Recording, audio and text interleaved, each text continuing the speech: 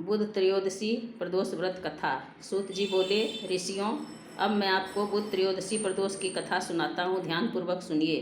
प्राचीन काल की कथा है। एक पुरुष का नया नया विवाह हुआ था। वह गौने के बाद दूसरी बार पत्नी को लिवाने अपने ससुराल पहुँचा और अपनी सास से कहा कि बुधवार के दिन ही पत्नी को लेकर अपने नगर जाएगा। उस पुरुष के सास ससुर ने, साले सालियों ने उसको बहुत समझाया कि बुधवार को पत्नी को विदा कराकर ले जाना शुभ नहीं है, लेकिन वह पुरुष अपनी जिद से टस से मस नहीं हुआ। विवश होकर सास ससुर ने अपने जामाता और पुत्री को भारी मन से विदा किया।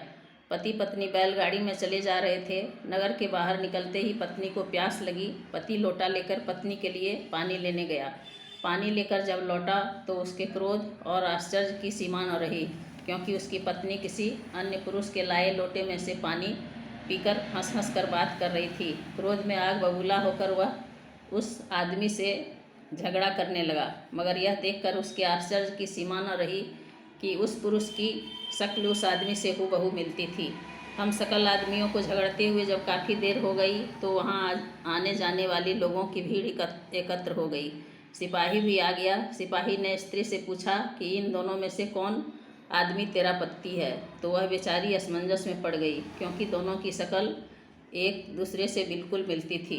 बीच राह में अपनी पत्नी को इस तरह लुटा देखकर उस पुरुष की आंख भर आई।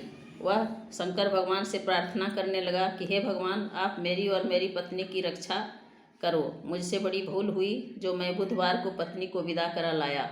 भविष्य में ऐसा अपराध कदापि नहीं करूँगा। उसकी वह प्रार्थना जैसे ही पूरी हुई कि दूसरा पुरुष अंतर ध्यान हो गया और वह पुरुष सकुशल अपनी पत्नी के साथ अपने घर पहुँच गया। उस दिन के बाद पति पत्नी नियम पूर्वक बुधवार प्रदोष व्रत रहने लगे। बोलो शंकर भगवान की जय, उमापति महादेव की जय, हर हर महादेव। जैसे आप सबों की रक्षा करते हैं वैसे हमारी भी रक्षा करें प्रभु। श्री शिवाय नमस्तुभ्यम, श्री शिवाय नमस्तुभ्यम।